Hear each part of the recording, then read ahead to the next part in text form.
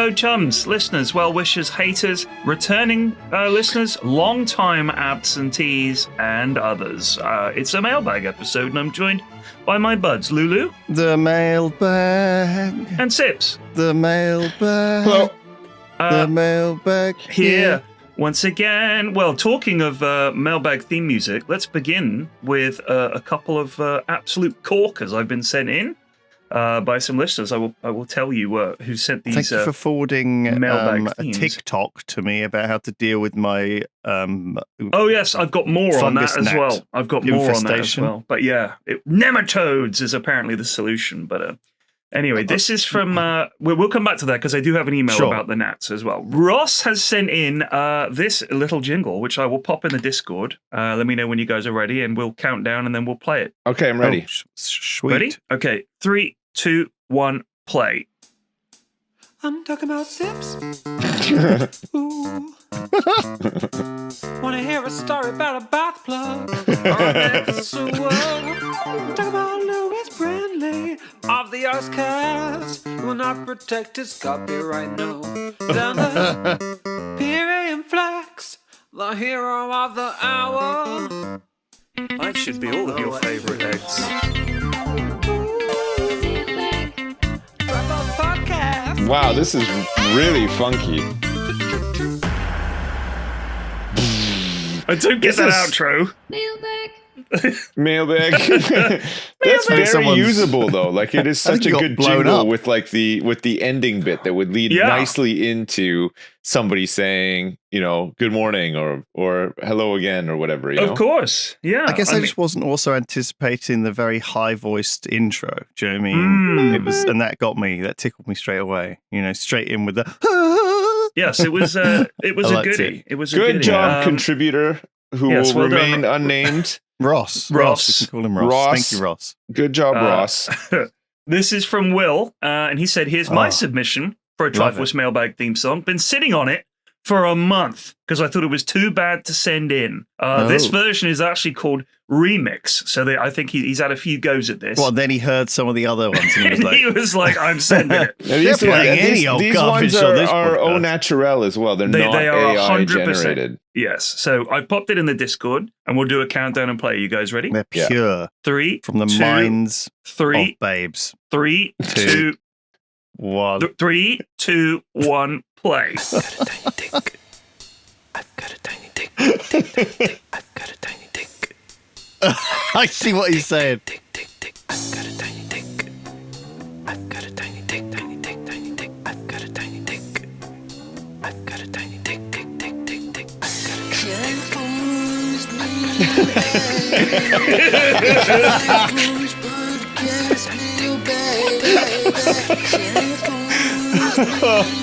This is good. Okay, so the drum beat, whatever that drum is, that little tappy drum. It's obviously him saying I've got a tiny dick, but it sounds so nice. I love it. The beatboxed. It's like an ASMR, like and then the whiny. That's the best. That bit is the best. Yeah, it's God no. That is. Thank you for sitting on that and saving it. So good. Very good.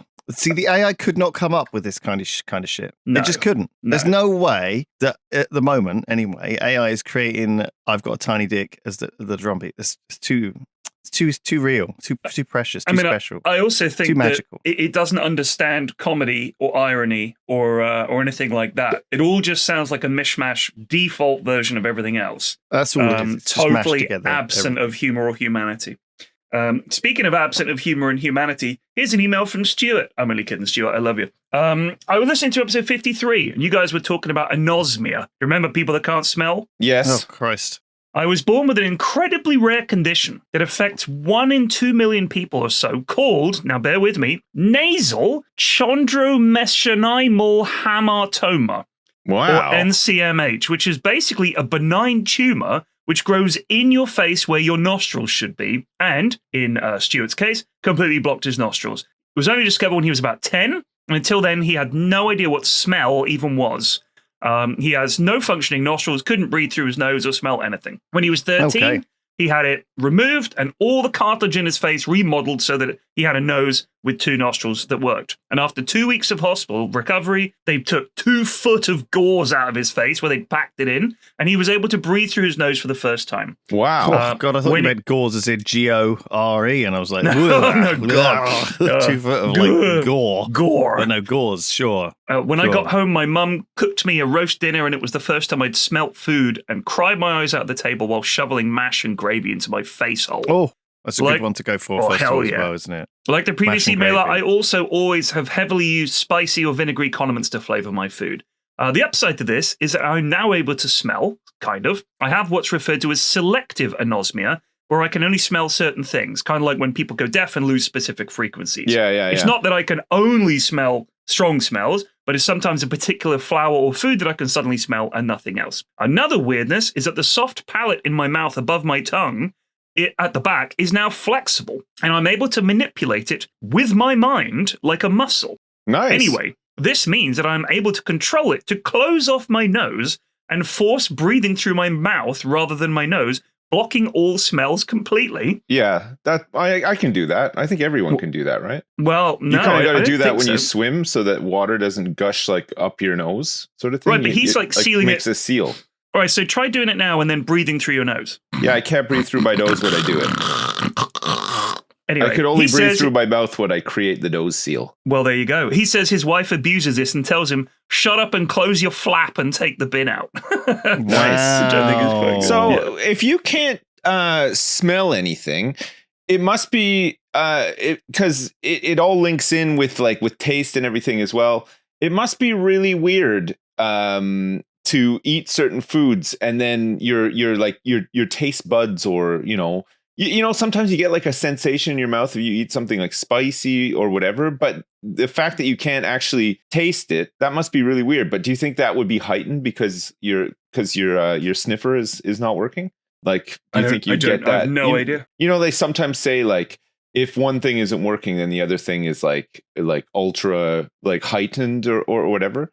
I wonder if that's the case. I wonder if like you ate something and your taste buds just went like crazy and you got like that sensation in your mouth. It would be like 10 times the normal person's sensation who can actually taste the food or whatever. You know what I mean? I think it's even like, it's an element of consciousness there, right? Like, you know how sometimes you get used to a smell very quickly, right? It's like smells bad somewhere and you know, within a few minutes, you don't notice anymore. And it's not until you leave that place and come back, or until you consciously try and become aware of it. Yeah, I think it's like I think if you think something's going to be disgusting as well, your senses are definitely heightened as well. If you're looking for a bad smell. Yeah, if you can't taste anything or smell anything and you eat shit, like your body must realize that you've eaten shit and I'm sure. and react to it, right? Well, maybe it's good for you. Because I think if you can smell, the minute the shit got even in the room with you, you'd be like, oh my God, there's a shit in here. Like that. And there's no way I'm eating it. But if you couldn't smell it and you accidentally ate it, you know what I mean? Like your body would have to do something, right? Your body does not want to consume a shit. I don't think.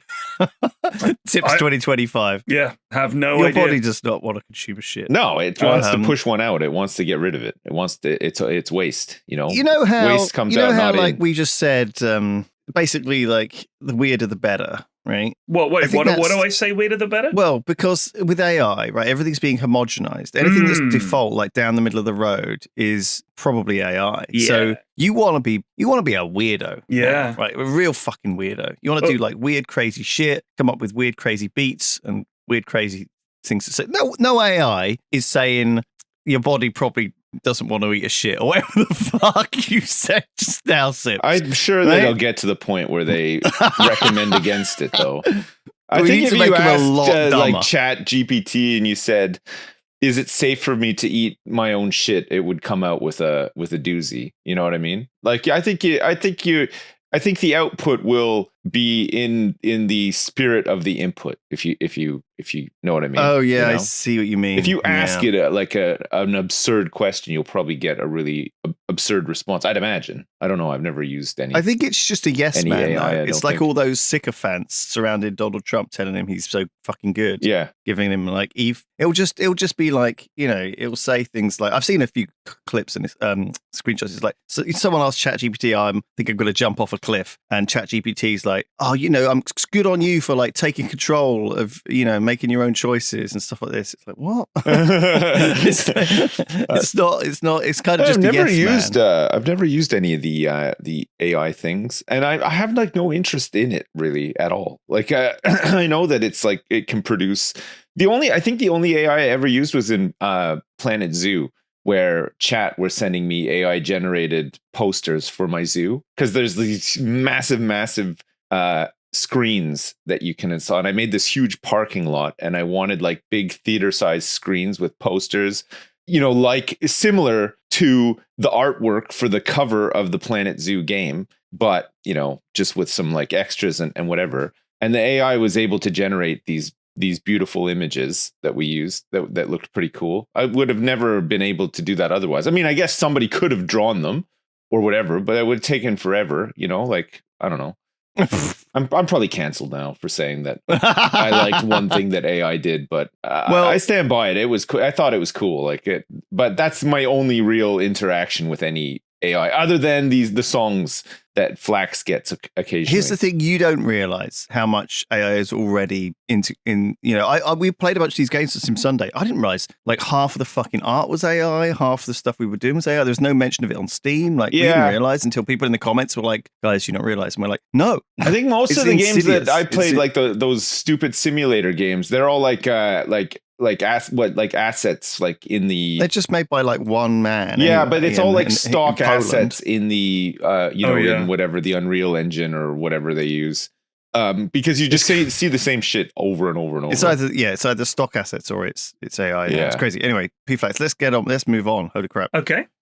Fungus gnats. Okay. Oh God. Right. Well, listen, I have done a couple of things. What did you do? I've applied. There's a thing you can get called nilnat, or I think nilnat backwards is tanlin. Mm-hmm. And you can it's like the stuff they use in garden centers. They basically put like one drip in 10 liters or whatever of the water that you water the plants with. Right. And it forms these little weird crystals around the plant's roots to stop the larva from eating them. And it's apparently like a harmless organic thing. It doesn't make your plants toxic or anything. And I've tried trying that, but this guy suggested nematodes, which are basically like little microscopic worms, nematodes. Right? Nematodes, yeah. So they're teeny tiny worms. Oh. And the idea is you put them in some water the plants. The nematodes are now in the soil. They crawl about the way worms do, and they stumble upon the fungus gnat larva, which is buried in the soil, and eat them from the inside out. So if you want to torment these fuckers, that's one option. I did have an email from a Chloe who signs off with Kiss Hug Kiss. And they say, when I had fungus gnats, the yellow sticky shit things and the tablets didn't do shit. Right. I got rid of them by every evening, hoovering up the adults. The fucking standing on my partner's desk on the yellow tablets didn't do shit. What a sentence that is. Hoovering up the adults. Speaking of AI responses, that could be one for the books. Yeah. Well, didn't do shit. After a week, I'd exterminated them. Love you, dads. Thank you, Chloe. Just keep hoovering. Hoovering them Get up. the hoover out. Just hoovering them up. I wonder. Okay. I mowed my lawn on the weekend, and the weather's been glorious. So Terry has been outside every day. I put him outside yesterday. Where's this story going? The lawn is pretty freshly mowed. It started growing back a little bit as a lawn does, sort of thing. But because I cut it after I let it grow, like we basically had a meadow in the backyard for a while. It was really lovely. Yeah, it was nice. There was lots of bees and everything. It was great.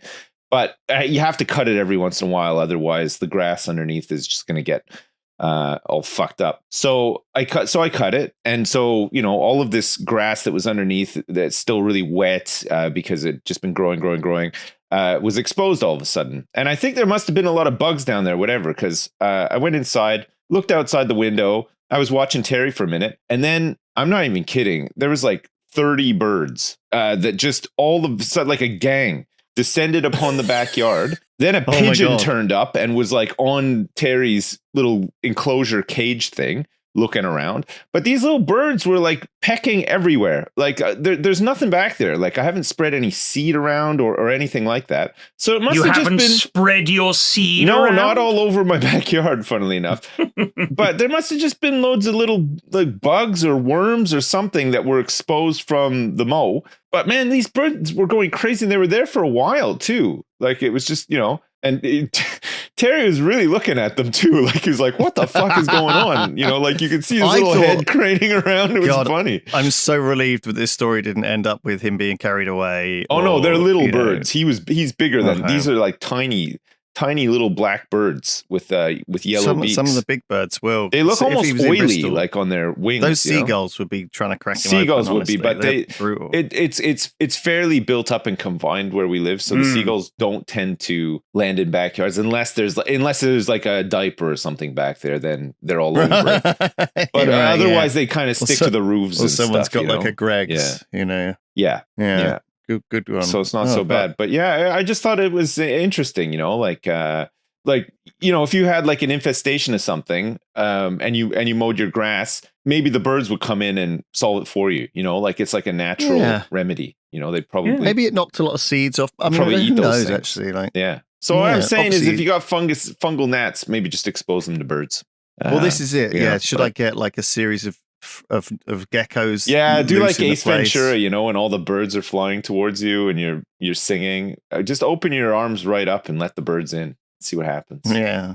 Okay. Yeah. I'll think about it. Yeah. You've been making friends with your pigeons on your windowsill, right? My pidgeys, they came this morning. They come at about 9:45, 10 every day. I put some seeds out for them. It's a Mr. and Mrs. Pidgey. They eat the seeds and then they fly away for a bit. Then they come back and they look at me through the window and make pigeon noises. I put more seeds out, they eat those, and then I see them again late in the afternoon. Wow, nice. Wow. I'm trying to quite get smart other birds. Pigeons. Oh yeah, I mean, most of these birds are pretty clever when it comes to food. Their whole day is spent acquiring it, so I'm sure they know what they're doing. I think most animals are. It feels like, the cats have their like roots through the neighborhood it's around all the your places sole to feed focus, them. apart from staying alive by avoiding danger, is acquiring food. And think about it, the pigeons are out there flying about all day. Like there's not like a cat. Cat will sleep 20 hours out of 24 if necessary. Pigeon's got to be on the go. He's got to keep his head on a literal swivel. Like, they do, but they take a lot of breaks too. Like you see them walking around train stations. Over here, we got like the Royal Square there. But sightseeing. Yeah, they're just they got their glasses on, having an espresso or something on a plaza. Don't worry, they're fine. They take lots of breaks. Taking I'm pictures not worried. for their TikTok. I'm just saying, you can understand that animals have to eat a lot. Yeah. I mean, we do. Yeah. We eat, 3 meals a day plus snacks, maybe. And the point is, we're big. Pigeons are little, but they have to eat the same volume, relatively speaking, I'd say, if not more. They're very active. Flying. Imagine fucking flying. That's got to be hard. Yeah. Anyway, this is Triforce vis-a-vis bullying Lewis. Right. All right. This is an email from Cyrus Castle on behalf of their partner, Tilly. My partner has asked me to write in. We've both just listened to the latest mailbag. Apparently that was number 53. And she wants you to stop bullying Lewis. There you go. Wow. Right. You're right. Okay. Poor Lulu. He gets bullied, apparently, on this. Does he? Thank you, by the way. Mia, was it, or something? No. I want some examples so of this. far off. I want some examples of this bullying. I don't actually think that we bully him that much. No more than we would bully each other. Like, I feel like there's I think there's like a healthy balance of bullying going around between the three of us, possibly. I would just say, look, it's not bullying, because it's like when you have, this is certainly the way I see it as a bloke with my male friends, there's a lot of bullying. Like, not bullying, I should say, but a lot of sort of, a lot of ribbing and bants and teasing. I do that to my female friends as well, and sometimes they take it seriously. And it has to be done, right? If someone is... You have to sometimes knock these guys down, or else you end up with Andrew Tate's. Exactly. Do you know what I mean? It's a bit of a good crack. You just have a laugh. Everyone needs to be knocked a peg down or two. Not into the ground, obviously. Not like a tent peg. And no atomic wedgies either. And if I didn't have these guys around me to ground me, I would be an absolute unbearable asshole. Or even more than I am. Yeah. He's bullying himself now. He's bullying himself. This is this. Let's move on because that was we've been doing this podcast for 10 years yeah, or something. Do you feel bullied, Lewis? And ever since I've known P-Flax and Sips, they have teased me, and I have tried my best to tease them. I think you do pretty good. Yeah, I think you get a couple of good ones in. Everyone gives as good as they get, I would say. Yeah, I think so. Yeah. So this is from Ben. When I was a child, I remember a Mr. Tickle book. For anyone not familiar with Mr. Tickle, he's one of the Mr. Men. Yes. You're not familiar with the Mr. Men? He's one of the ones that needs to be cancelled. Yeah, he's a problematic one because there's basically every book that he features in is about people not wanting to be tickled and Mr. Tickle furiously trying to tickle them regardless. Yes, which, exactly. I guess doesn't stand up great these days. If anyone tried to do this in any situation, he would be in prison by the end of the day. Yeah. Can't even go around tickling people against your will anymore. I think there's a lot of people that say you shouldn't tickle kids as well. Like that's kind of a you tickle kids, right? You your own kids, yeah. Well, yeah, I'm not going out and tickling other people's kids. I tickle my own kids, but I only a little. If we're just messing around or something, I'll just be like, blah, blah, blah, just like a quick one, but not too long. There's a line for sure. It's my kids, they'll laugh, but if you did it too long, they'd be like, okay, stop now. Nobody wants to be tickled that long. You've got fun. No awareness whatsoever. I'm sure you could ruin some people tickling their kids, and their kids are like they can't breathe. They're laughing so much, and it looks great. It looks like it's probably really fun, but they're probably annoyed at the same time. Yeah, it's too much. Charlie Brooker says, there you go, critiquing the unequally applied justice in the realm of Mr. Men. Mr. Tickle is a 1970s children's entertainer with wandering hands who runs around town touching strangers inappropriately from dawn till dusk. It's true. That's exactly it. It is true. We got to help Ben here. Ben says that he read this book. In the book, Mr. Tickle goes around tickling people. Surprise, surprise. Yeah. However, he tickles one time too many. A fairy gets involved and tells him he can only tickle one person per day. This is a very common occurrence in Mr. Men books. So I have never seen this books. One. Mr. Tickle reluctantly agrees, leaves all sad, but then reaches back and tickles the fairy. It is such a good joke. It makes me laugh to this day. I've been looking for it for about 6 months and I cannot find it. If anybody knows about this Mr. Tickle book where he tickles a fairy, let us know. It's not a fairy. I know the one. My kids have it. It's not a fairy. It's Little Miss Magic. I think it's Little Miss Magic that says you can't tickle. She basically makes it so that his extendable arms don't extend anymore, so he's unable to tickle.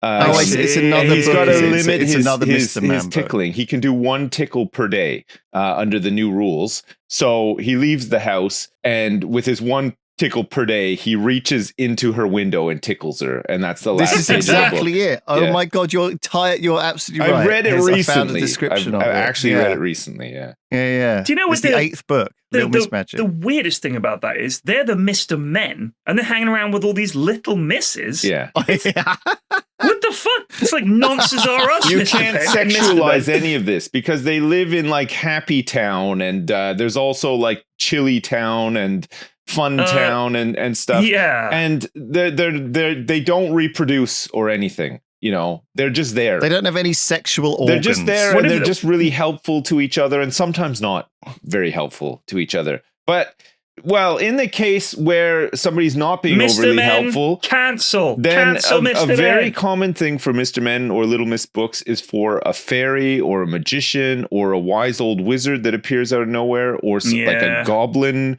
community that lives in the stump of a tree. Or something. I call that a cop-out. That's a cop-out. They will perform some sort of magic that limits the person to try to teach them a lesson, to say... Never works. You're too grumpy, so don't be so grumpy, or else every time you're grumpy, I'm going to make your dick explode or something, whatever, Damn. There's a downside, Mr. and they learn dick. quickly not to fuck around, So that is a very common theme in the Mr. Men books.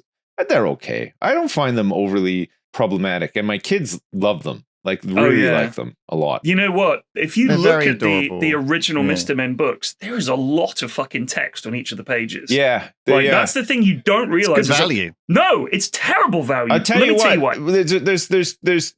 There's two measurements for bedtime. Okay. If it's a quick bedtime, i.e. we're both tired and we need to move things along, the go-to is like is Spot. You ever seen Spot books? The Spot the dog? Yeah, of course. Lift the flaps. And they're so quick. There's like 2 words on each page. And there's like 5 pages total. Yeah. So the thing is, we'll bust out Spot. Life hacks for rushing through your kids' bedtime. Spot in a pinch.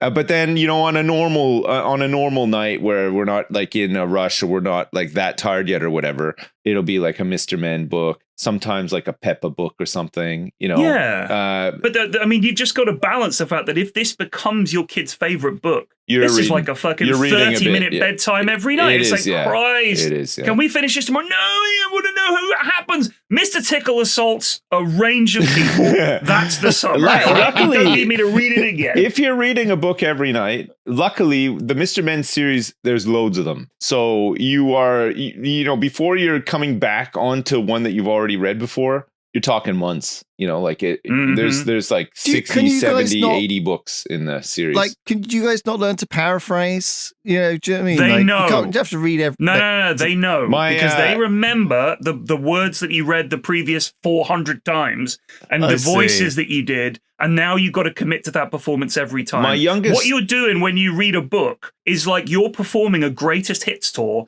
And if you veer off, people are going to be like, play the greatest hits songs like we love. We don't want this new material. Yeah. So you just have to do the same thing. Yeah. Oh, no. You have to play the same fucking hits for 40 years.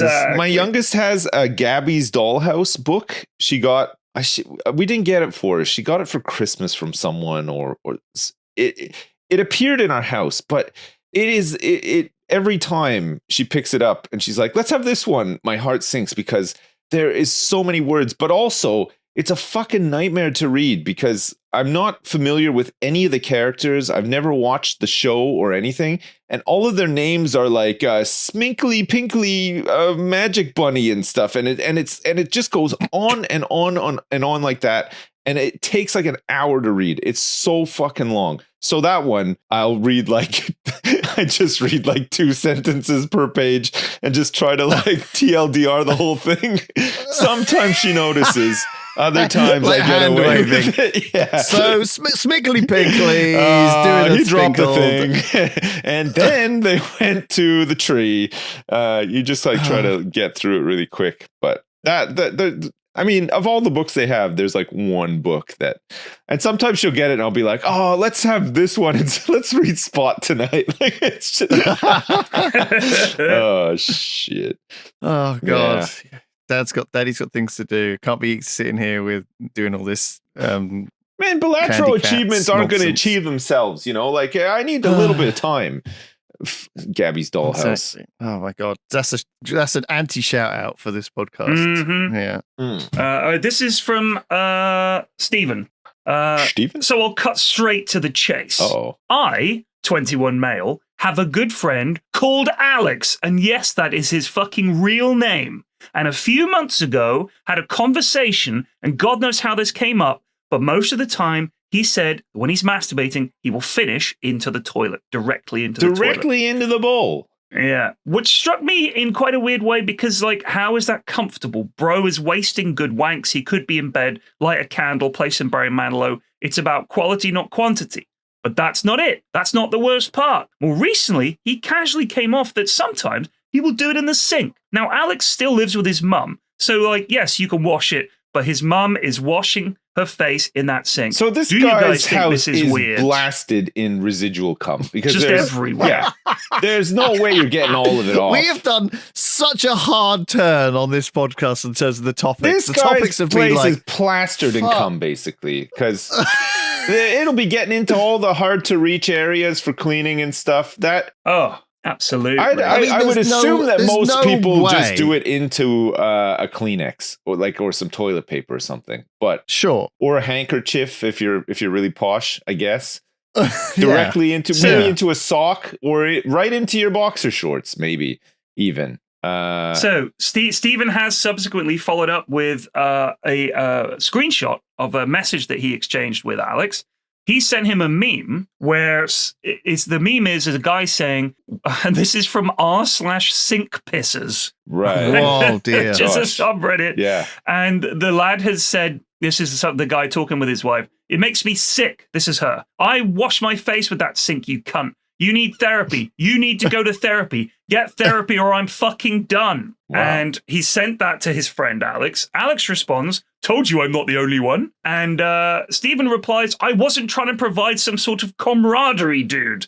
Yes, exactly. He's trying to shame you. He's not saying lots of people do it. That's terrible. Stop coming in the sink. Stop coming in directly in the toilet as well. That's weird. Do it onto like lift your couch cushion and do it there. Put the cushion back down or something. I don't know.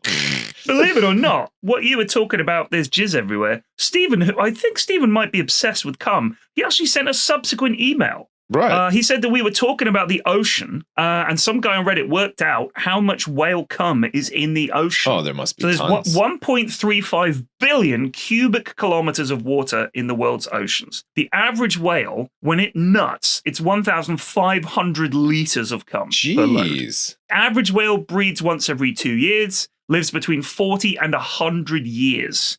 Currently, there are around 1.3 million whales, and a whale on average breeds 13 to 43 times in their life. Only 10% of the whale's cum makes it into the partner, so each time, 1,350 liters is dumped in the ocean. With 1.3 million whales breeding on average 28 times, 1,350 liters getting into the ocean, 50 billion liters of jizz. Kind of weird. 0.0038% of the ocean is whale cum per cubic meter. There's 3 liters of jizz. Kind of weird to think that the guy who wrote in's friend Alex, if he was a whale, would be the type of whale who would swim directly down to the wreckage of the Titanic and come on it.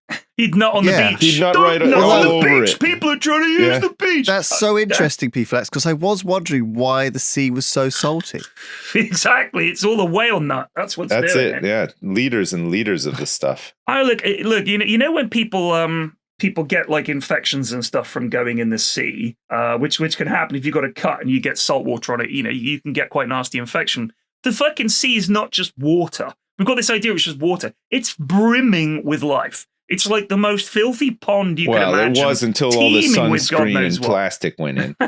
Killed it all. True. Oh my God. Oh. Listen, about I'm listening. This come. How do we help? Come. The sink pisser. Come, quad. How do we help? How can I help? I love that. How can I help? Listen, if you're listening to this right now and you need to stop yourself doing it, the power is in your hands, my friend. Just don't. It's not good for your mind or your body. What? Or your future relationships. What isn't? Well, I don't think that. It's like I think. Okay, this is how fetishes. This is going to be a very coherent. Who is lighting a candle to jack off like alongside? It's like Pavlov's bell. Do you know what I mean? If you continually jack off into the toilet, you're going to start getting a boner whenever you see a toilet. Do you know what I mean? And that's not what you want. You're not. You don't want that. You wouldn't get it. Do you know what I mean? What are you talking about? You think that if I just... Oh, no. Well, by that token, then, I should get a boner every time I see a computer screen. Well, I think... It doesn't make sense, does it? Oh, no, it doesn't actually make sense. You're right. No. Let's go with a nice follow-up email. Let's refresh the palate with yes, please. a sorbet. Let's move away. This is from Meredith and Paul in Montana. I wrote in last year to tell you about vetoing my husband's insane plan to name our child Pimpus von Gontard. Right. That was what he was going to call it. Pimpus von Gontard. Pimpus von Gontard.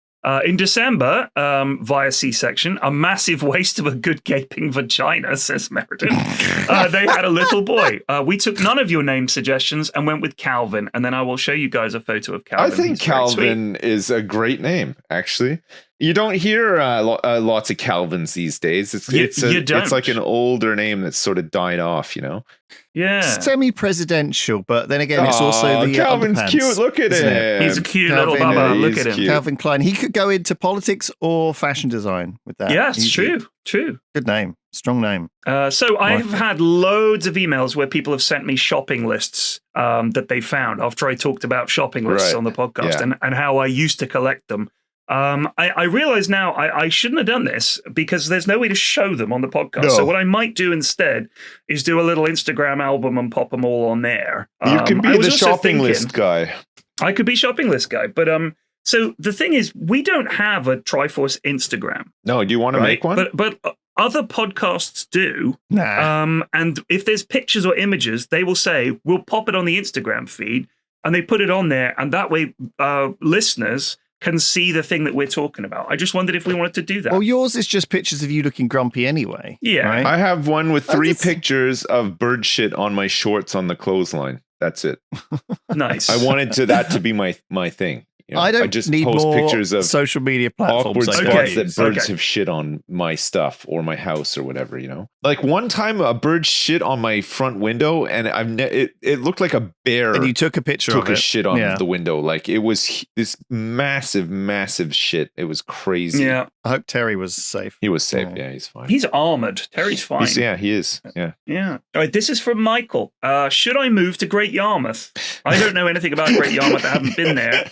Hoping some listeners can help out. I'm currently debating taking a job with my current company that requires me to move to Great Yarmouth. I'm 27. Man. Been with the company for 8 years. Manager for 4.5 years. Both me and my girlfriend have been wanting to move away from some time. They live in Maidenhead, but he's working in Hayes in West London. So it's a big move. So should he move to Great Yarmouth? I looked it up on Google Maps. Looks all right. It's on the east coast, just east of Norwich. Yeah. I don't know how bad it is. Probably all right. Yarmouthites, Yarmouthians, great and small. Email in and tell us what Great Yarmouth is like. Lesser Yarmouth. I thought Great Yarmouth was, what am I thinking of? What's the one in Isle of Wight that's nice? There is nothing nice on the Isle of Wight. Apparently it is nice. No, trust me. It's a fucking Isn't there a dump. festival on the Isle of Wight every once in a while, every year? I don't know. Yeah. I mean, there used to be. I don't know if there still is. I think there might be. But if you go to the Isle of Wight, it's like, it's quite magical, really, because the magic is it takes you back to the 1970s. Yeah, well, I mean, if you want to go back to the 1870s, visit Sark, I would say. Another trip back in time. Not a pleasant one either. It's just that there's a regular Yarmouth on the Isle of Wight. That's right. You've only been to regular Yarmouth. Not Great Yarmouth. Ventnor is on the Isle of Wight, isn't it? I think that's the big city on the Isle of Wight. It's a blasted hellscape with no people, no culture, and no future. It's one of Britain's hidden gems. We know what the topic of next week's mailbag is going to be primarily now. I think we should go. Let's go to the Isle of Wight. We've been planning a fucking trip for years. Right. And Let's go to let's do our first one. Let's go to the Isle of Wight then. Let's not. I don't want to go to the Isle of Wight. It's shit. Well, where do you want to go? We need to. I thought we were going to go to Jersey, or we were going to take the train to Paris or something. Yeah, we can do that. We can do all those things. Let's do Jersey. But we should. If we comment on somewhere and say that it's shit, we should at least visit there and then so that we can turn around and be like, yeah, you know what? It was actually kind of shit. Currently on the list is Wisconsin. Wisconsin we can't go to probably for a while. Australia maybe, but it's too far. But Isle of Wight is doable. I mean, we could do that in a day, easy. What do you mean for a while? Why not? What's going on? Well, there's like there's an administration that is potentially rounding people up and deporting them and stuff. I don't really want to go to the US and day while all this stuff is happening. I don't want to take a chance. I don't want to take the chance. No shot. Yeah. Especially because I'd be traveling on a Canadian passport, and I think there's a bit of tension between those two nations. I think you mean the 51st state, don't you? Well, could be. You never know. Bozos.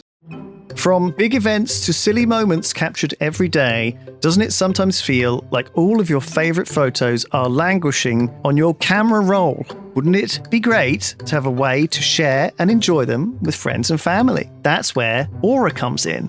Named the #1 digital photo frame by Wirecutter, it's easy to upload unlimited photos directly from your phone, so your favorite memories are always within view. I have got an Aura frame at my at home in my lounge. I've got one at my mum's house, and I can upload new pictures every day. Every day I'm doing something interesting, and my family can upload stuff to mine. It's great. It's really social. It's really sweet. It's a great gift. I genuinely use it and have enjoyed it, and I know the other guys do as well. So shout out to Aura frames. It's easy to set up. There's unlimited storage. It's bright and colorful, and actually also when you turn off the lights in the evening, it turns off to save energy, which is one thing I was worried about. I love it. For a limited time, you can save on this perfect gift by visiting auraframes.com to get $20 off plus free shipping on their best-selling Carver matte frame. That's auraframes.com, promo code AURA20. Support the show by mentioning us at checkout. Terms and conditions apply. All right, this is an email from a teacher. He says, trainee teacher / pub quiz. Nice. Firstly, thank you so much for the podcast. It provides me and other trainee teachers much comfort on our commutes to school. Some funny stories from teaching before we get to the quiz. We have to do daily uniform checks on students. For my first one, I politely asked a student, could you just take your coat off for me? To which he replied, could you just fuck off? I haven't done uniform checks since. Fair enough. Recently, the year 11s have gone on study leave, and of course that means end-of-year pranks, including my entire classroom, chairs, desks, and even the whiteboard being moved outside. Jokes on them, it was a lovely day, and we taught the lesson outside. Finally, I've been helping year 10s with CVs for mock interviews. I was surprised how many put their Dota MMR and disappointed that it was so much higher than mine. Gosh, I'm sorry to hear that. So we could do this little pub quiz if you want. It's kind of a teacher-themed pub quiz. Right, okay. So let's do the GCSE questions. How many prime numbers are there between 1 and 100? Oh, God. 50. Wow, that seems like a lot. I'm going to say... 60. I'm going to say 9. 25. Wow. Oh, what? Wow. What does the population have to be over to class a city as a mega city? Ooh. 12 million. 5 million. 10 million. Sips is leading. Which American president delivered the Gettysburg Address? It was Abraham Lincoln. I'm going to guess also Abraham Lincoln. Yes, it was. What is, and this is something my kids learned, the powerhouse of the cell? Cell meaning like a single cell, you know. I'll go first. The nucleus. Went first last time. The mitochondria. Correct. In Buddhism, what is the ultimate goal of life where one achieves freedom from suffering? Zen. Any advance on Zen? It's probably. It's something to do with removing all material things from your life. It's a single word. They're trying to reach Nirvana. Nirvana. Yeah. Exactly. What is the spirit used in the cocktails Mai Tai and Daiquiri? Gin? I don't know. No, I don't. I'm gonna go with rum. It's rum. What is Stinking Bishop? It's a cheese. It is a cheese. What is the name of the US band formed by Debbie Harry and Chris Stein in 1974? Blondie. It is Blondie. What is the currency of Egypt? The Egyptian pound. Correct. No fucking way. Fuck Author you, all right? J.M. Barrie. Author J.M. Barrie bequeathed the rights to which children's book to the Great Ormond Street Hospital in 1929? Paddington. Oh, Peter Pan. It was Peter Pan. Holy shit. What connects these answers? The answers we gave were rum, cheese, Blondie, pound, and pan. Oh, fuck. Rum, cheese, rum, Blondie, cheese, Blondie, pound, and pan. There is a connection between those answers. Rum, cheese, Blondie, pound, and pan. Oh, it's gonna. This is like only connect. It's like something to do with bacon cakes. It is cake. No way. That's all the things that you put in a cake, or just all kinds of cake. A pound cake, a pancake, rum cake, Badly described movie plots. All right, so you have to guess the movie from the bad description. Okay. Bloke punches himself and encourages others to punch him. Correct. Hamlet, but with lions. Gladiator. Lion King. The Lion King. An old man abducts a young Boy Scout after his wife dies. Up. It is Up. A boy learns to dance with no effect on pit closures. Billy Elliot. Oh, that's Billy Elliot. Correct. An office worker joins a cult in order to dismantle the government. The Matrix. It is the Matrix. Oh, well done. And this is student slang, if you want to hear this. Yeah. If someone were to have Riz, what would they have lots of? Charisma. It is. Did someone send you this? No, I'm just fucking smart, man. I don't know what. Damn.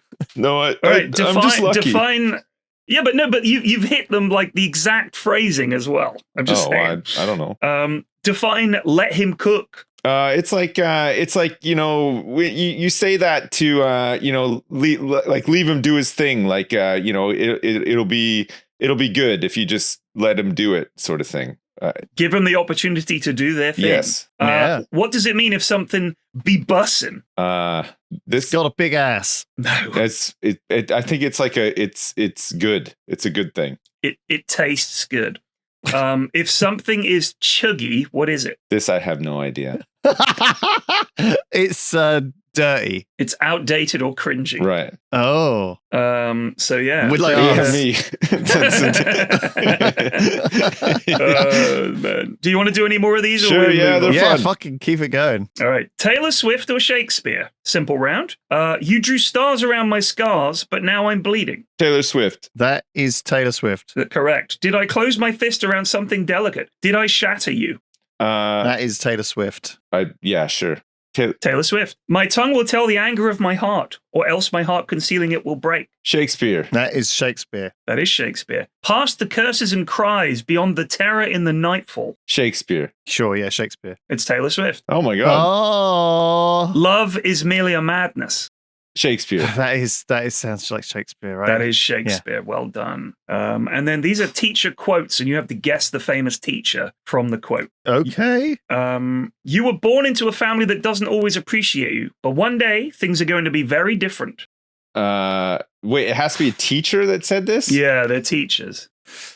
Oh God, like from movies or just generally from movies and literature and all the rest of it. So these Repeat the quote? Fictional teachers. You were born into a family that doesn't always appreciate you, but one day things are going to be very different. It's a motivational speech for a little child, and I don't know. It could be from literally anything. It is from Matilda. Oh man, Matilda. I was going to say Matilda, but I wasn't sure what the teacher is. Is it from like Miss Sugar or whatever? Miss Honey. Miss Honey. Miss Honey. Fuck. All right.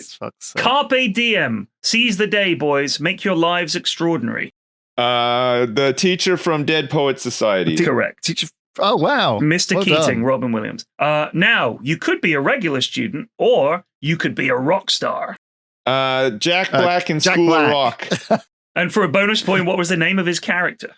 No. Edward. Jack Black. Edward Van Halen. I don't know. So he was pretending to be Mr. Schneebly. That's right. Yeah, Mr. Schneebly. And then Glee is about opening up yourself to joy. Okay. Glee is about opening yourself up to joy. This is a bit silly because the name of the program is in the question. It's Glee. It's Mr. Schuster from Glee. Oh, so they wanted you to name the teacher, but we're just going for it. I don't know any of these teachers. And then this one is Bart. The only reason I'm here today is because I'm contractually obligated. Let's both not try to cry today. Just name the character. Miss Crabapple. Mrs. Crabapple, exactly right. Very good. Yeah, good little quiz. Thank you for Great that. name. Yeah. Let's move on to this one. Simpsons was great. This has been all right. I want to talk about the way things come back around, and I assume it's because people are young and they miss it the first time around, then it comes back around and they think it's new. Currently, it's every podcast has the same 3 people, and it's the picture of 3 Disney dads or Disney characters. Please stop sending me that. Do they actually, though? How many podcasts out there are this format? Lots, exactly. I guess. It's gibberish. All of them. It's just 3 blokes in a podcast. Just like any of the ones that I've listened to have always just had like one dude, or you listen to solo podcasts only. Well, no, I don't listen to that many podcasts. There's that podcast with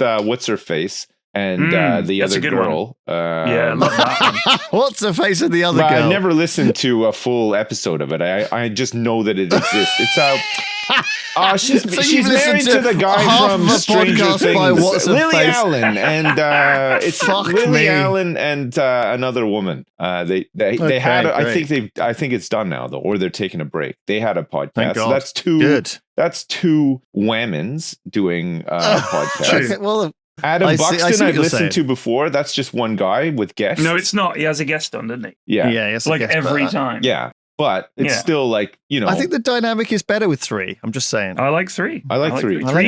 Three's company, as they famously say.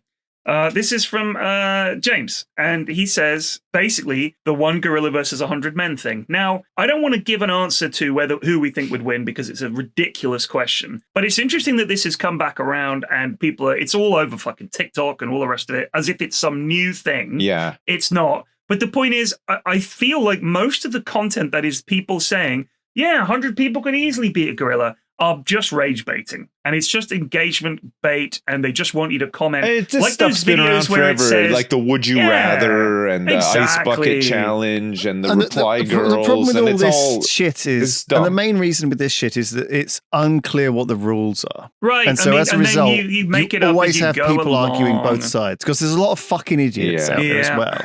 Yeah. And also, it's kind of also a fairly gruesome image as well. You can imagine a gorilla. Like everyone, I think, is a little bit terrified of being torn apart by a gorilla. And so, I don't think 100 people would know what to do with one out of control ballistic gorilla. Like I think, like a fully grown male alpha gorilla. I think 100 people are. You might as well just like get your wheels ready. You're done. I don't think people understand how strong these things are. Yeah. Like I really please. Just stop asking this stupid question. It's ridiculous. This is from Sunny, a 23-year-old cleaner from Edinburgh. On Mailbag 29, you were talking about a kid at your school who was a massive bully, and his second name was a root vegetable, before you were rudely interrupted by Lewis, muttering, James Potato, Tony Carrot. And I had an interesting story I was going to tell, and then I abandoned the story. Because you kept interrupting me. I've listened to the whole Backload podcast 3 times, and whenever this one comes up, I always want to know the story you're about to tell. We shouldn't name people from our lives. No, of course, but I'm not naming him. Call them out for being bullies, even though they ruined your childhood and shaped you. Look, imagine the life you would have had if you hadn't been bullied. Mate, his name could be James Potato or Tony Carrot. Like I'm giving no more detail than his last name was a root vegetable. That's all I'm saying. I was right. And I'm just the whole thing was he was new at Jonathan Horseradish. He was new at the school. Michael Mooley Radish. Right, that's it. The story's going in the bin. Sorry, Sonny, you'll never know. Hey, Tony Turnip. Fancy seeing you here. Hey, Baldy. Why do you play Donor again? You having a nice time feeding your pigeons, Baldy? I wasn't bored at school. This is from Graham. We got to talk about this actually. Did we mention it yesterday that Billy's Ray Cyrus is dating Elizabeth Hurley? We mentioned it yesterday. We did mention it. All right, we all cried a tear of sadness. Yeah. This is one that you might like, Sips. I'm going to say this should be one of your favorite emails that I've had in recent months. Is it very nice to me? Like complimentary of me? Not at all. Here it goes. I know Sips is into The Apprentice. Yes. So this is about the fact that I was the designer on the Apprentice episode making the piggy bank dog. From Series 19, Episode 7. The piggy bank dog, banking. Yes. So I was filmed for 4 to 5 hours, sketching, CADing, and producing logos, and managed to make it on the screen for about 4 seconds. Yes. So he was the designer. So here are some odd things that went down on the broadcast, if you'd like a little bit of behind the scenes. I would love it, yeah. Okay. The producers often forced the candidates to say specific lines and pin them into boxes to make them look a certain way. A lot of manipulation. You can tell that though that kind of stuff happens. There's definitely times where they say something and you can tell that they've rehearsed saying it, and it's just so awkward. They'll be like, well, guys, guess what is coming tomorrow? And so, you know what I mean? Like there's loads of stuff that they have to say for sure. You can tell. The producers give them time penalties, stating that they must decide this element or that element within 5 minutes in order to create some excitement, which is why most of their ideas are fucking awful, I guess. Yeah. The designers and other people will get advice from, are not allowed to offer any advice. we were told we can only sit there and produce exactly what they tell us to. Yeah. So you just have to sit there and draw the Some of it is dreadful, but it's not the designer's fault. It's because what they're being told to do is so idiotic. So bad. Yeah. But they just have to put up with it. Yeah. As the designer, I have 12 to 15 hours to produce the whole product, which can be challenging. I need to do the CAD, the 3D printing, the electronics in time for the following day. Yeah. Tim and Karen do not sit with the candidates during most of the shots filming, just come in at the end for some cameo shots. The producers are the ones who dictate the story of the show. So this is the one in this series they made these piggy banks that would then link to an app.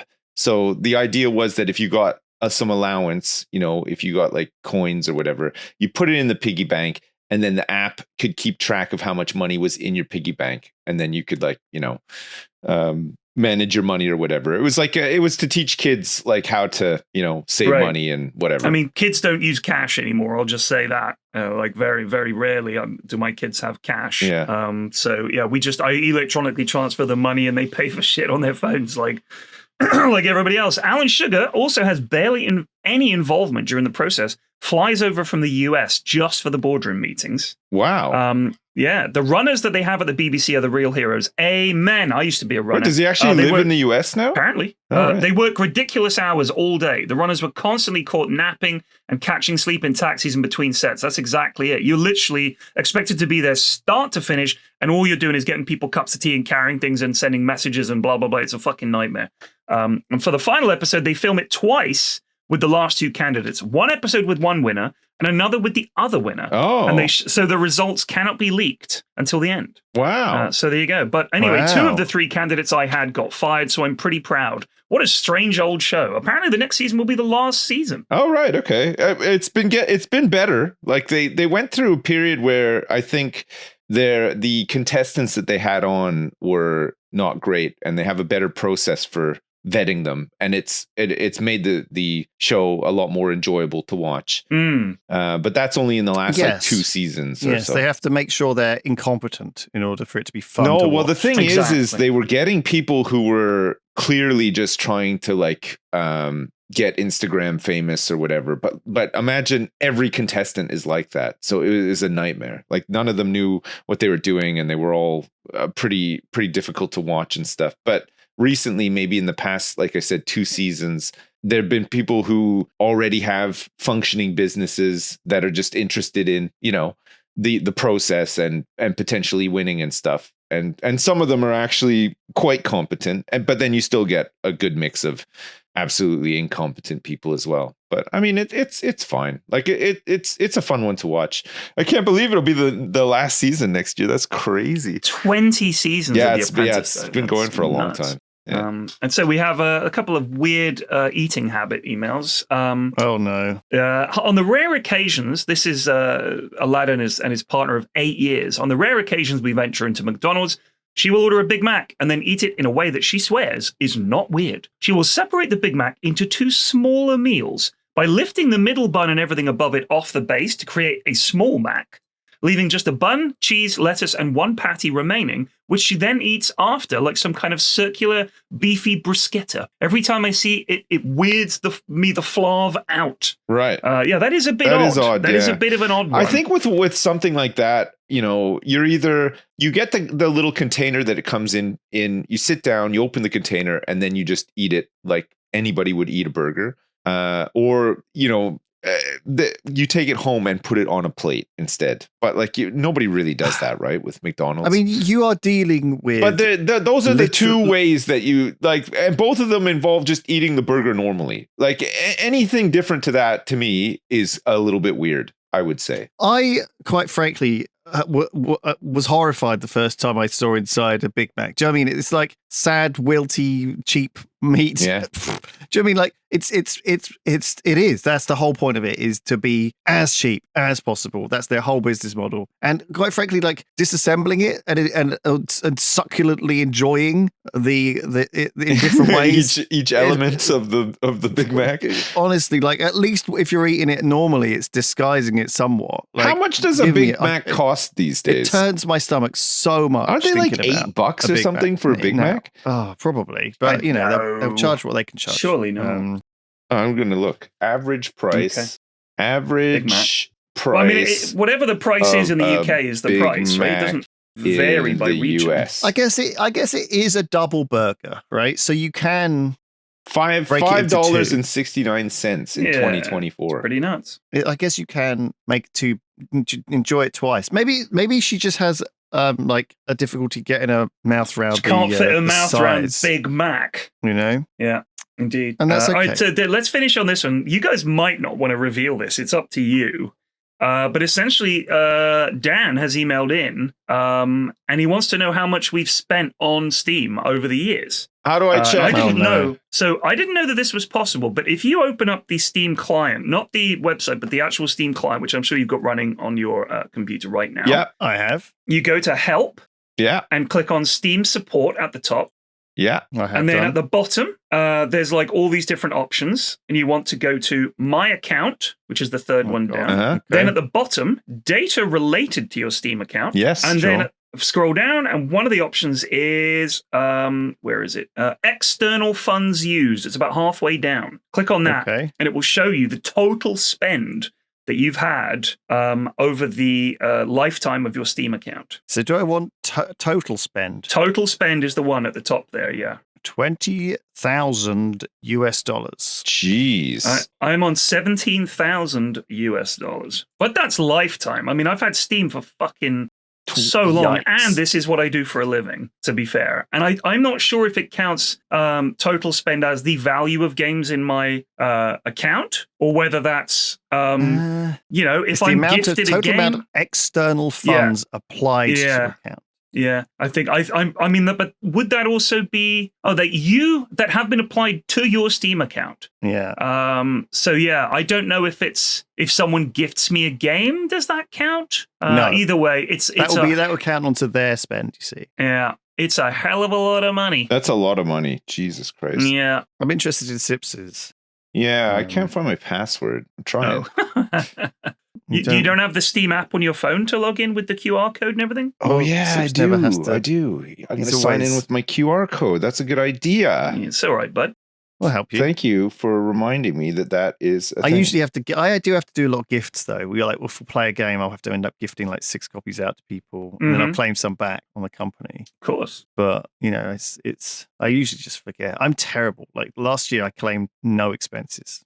I claim expenses when I do something like buy a new PC. Do you know what I mean? Like if I buy a new PC, I claim that as like equipment that I bought for my job, which is true. But I don't. I mean, I'm being self-employed. I can't claim things like mileage because I don't drive for work. I can't claim internet or electricity in my house because you need a certain percentage of your house has to be given over to your business. And it's like, I can't remember what the percentage is, but I'm just in a tiny box room, so I can't claim. There's a whole bunch of things I can't claim. But if I'm buying equipment, I will claim that. External funds used $14,379.31. Wow. Okay. I wonder how much of mine is buying fucking shit off of Dota. Probably the bulk. Yeah, I don't spend that much on like in-game purchases. Another thing I'd say is I get given a lot of keys. Yeah, we do get a lot of keys. I wonder if I hadn't been given keys. Lulu, you gave me a key just the other day. Yeah, and you didn't need it. What was it for? I didn't need it. Blueprints. Blueprints. He bought me Blueprints, which is incredibly generous. How are you getting on with Blueprints? I am loving it. It's a great game. Absolutely. Man, I've solved so many puzzles, but every time I solve a puzzle, there's like 2 or 3 new ones to solve. It's crazy. Yeah, it's really something. I think I feel like I'm bad at it and I'm going slow, but I have not looked at the chat once while I play it because I don't want. It's definitely my indie game of the year. If I get super hard stuck, I'll turn around and be like, "All right, chat, just give me like a vague clue," and they will. Okay, what did it for me was a puzzle, and I talked to Pedguin about this yesterday. Once you got to room 46, which is the goal of the game, that's a good place to end. No. No spoilers. No. But once you this isn't a spoiler. Once you've gotten to the room 46, you can pretty much say put the game down, because after that the puzzles are all so cryptic, so weird, so impossible that yes, maybe if you're a real hardcore puzzler and you love these games, then you love figuring stuff out. Like, but honestly, Pyrian, some of them are impossible. Right, and I will say that right now.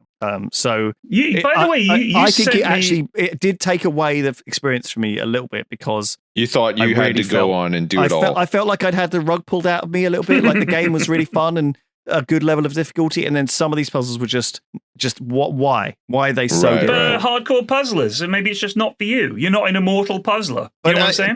But again, I feel like it's right at the end of a game that I really, really enjoyed and was really approachable and acceptable. And so I think I think once you get to the end, don't feel bad about stuff. Right. Okay. By the way, you sent me 2 codes the other day. Were they both for the same thing? Well, I thought one of them might not work. That's all. Oh, okay. Well, no, thank you. A copy of War Sim, The Realm of Arslona. Oh. Yeah, there's a fan made this game. It looks like one of these Dwarf Fortressy. Yeah. And he's a Welsh guy who has like a metal band. He's just a cool guy. He's awesome. Shout out to Hugh. His name is Hugh. Thank you, Hugh. Thank you, Hugh. Thank you, Hugh. A shout out. That's a shout out. We did a shout out today. Oh my shout out to Hugh for making War Sim. Lovely game. It's like an ASCII Dwarf Fortress vibe thing, and he just made it in his spare time. Didn't even think he was what a fucking lad. And then it did well on Steam. It's done well, yeah. And he made like a collector's edition and sent me the DVD, which is kind of very cool. Yeah, well, might not even have a DVD in it. It's just a case. I don't know. It's like a prop. It's you nice. Put it on the shelf. It's nice. It's cool. Cool. That's our podcast. I think that's our mailbag. Yeah, we're done. That's our mailbag. Thank you. Yeah, holy crap! It was a real good really one. Great I loved it. Yeah. I loved it. Thank you for all the letters. Not so much Lewis bullying this time as well. You'll be pleased to know. I don't think we bullied him once. Well, maybe we'll bully him more next time. Yeah, next. We'll get back on track. Do a quick one now. Do a quick now. Yeah, bully me now. It was really nice to see you, and once I've gone away for work this month, I'll try and come down again in June or July. Oh, that's very kind of you. And we'll try and do a games night recording. We sat at the pub, by the way, me and Pyrian the other night, and it was a really hot day, but we were by the water, and I was wearing this mustard yellow jumper, and it was like attracting every little bug in the entire region of Bristol. Nice. They loved you. I had at one point I had 12 on me. I picked them all off, and as I was picking them off, more were landing on me. It was unbearable. You should have eaten them. It was genuinely bonkers. I think all the extra protein you could have gotten there. I know. I would just get a spoon, and I would have been ham. Nice. Anyway, yes, I'll see you soon, and I'll see everyone soon. Right. Thank you, everyone. All right. Goodbye. Bye-bye.